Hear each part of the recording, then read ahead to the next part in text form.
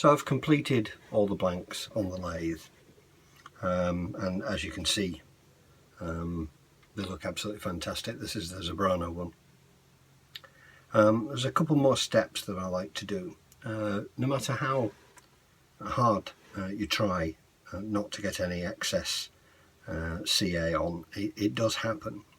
So I just use a little needle file and just very gently run a little chamfer around and then clean the end up.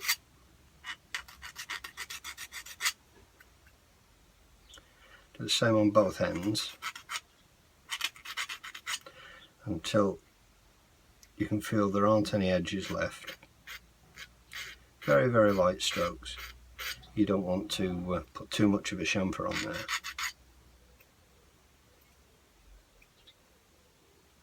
And I do that on all the pieces. That's okay.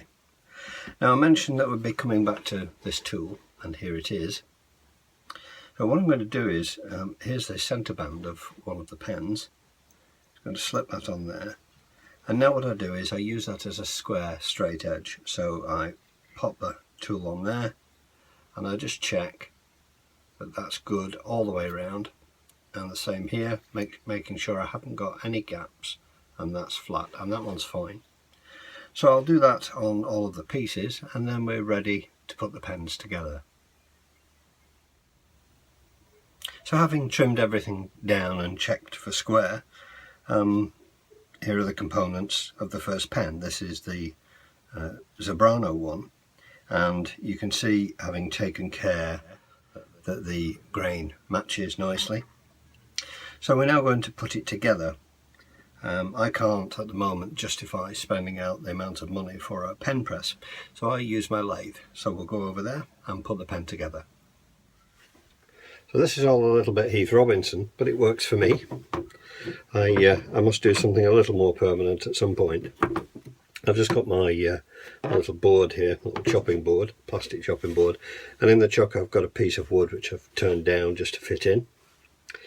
I've popped the nib into that like so, lean up the board, bring up the tailstock, check that I'm square, and you really do need to make sure this is square, otherwise you'll end up cracking the piece. And then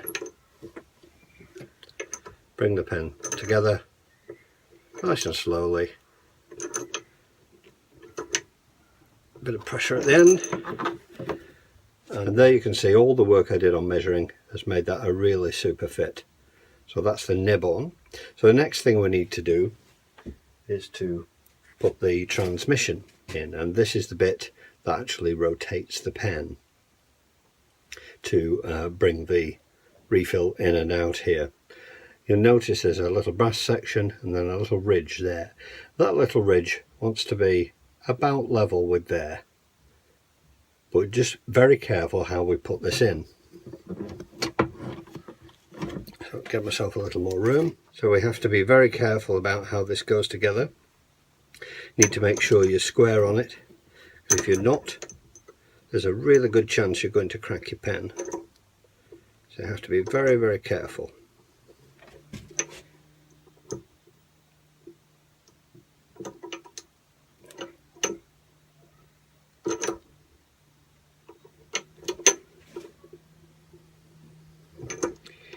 Here we go, and what I'm going to do now is not take it quite all the way to the little ridge there.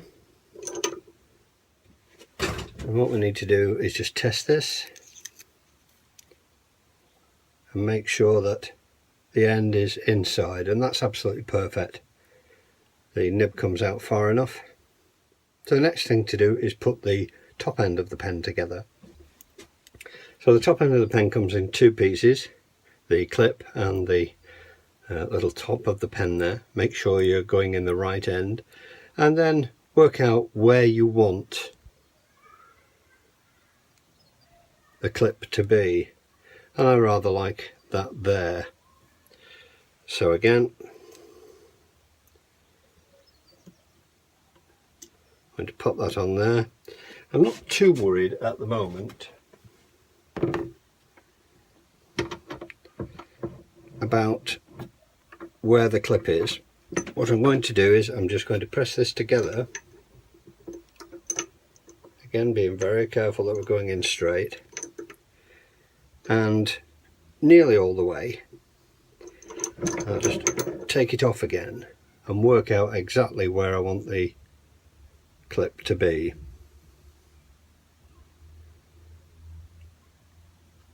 And I quite like it there. So there's a little bit of resistance in that now. I can press it home all the way now. So there we are, that's with the clip on, nice and central to the feature of the wood.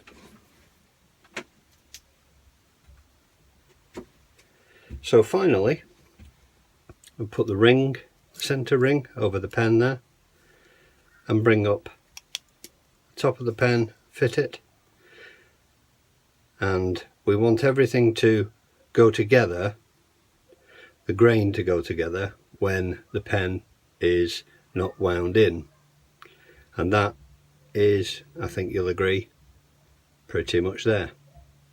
So there we are, one pen in Zebrano. I shall put the other one together.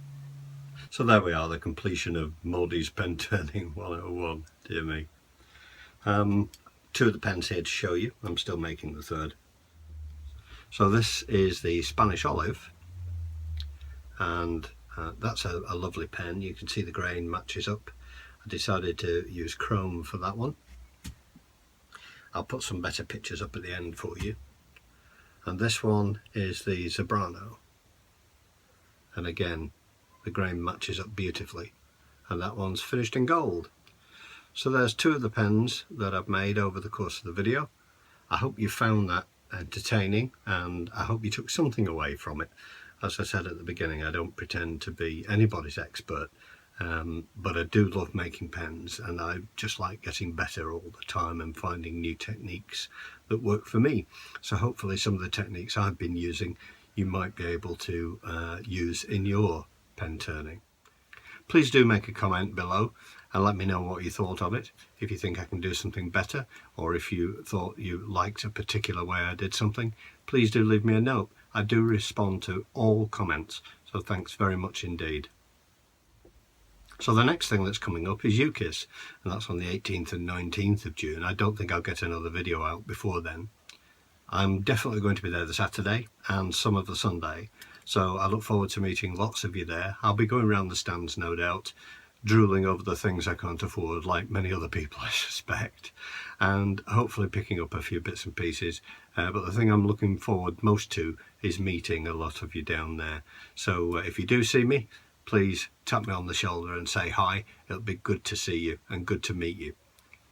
Thanks to the new subscribers for this week. A very warm welcome to you. And thanks very much for liking, sharing and subscribing the videos. Please do leave a comment below. So until the next time, thanks very much for watching, and bye for now.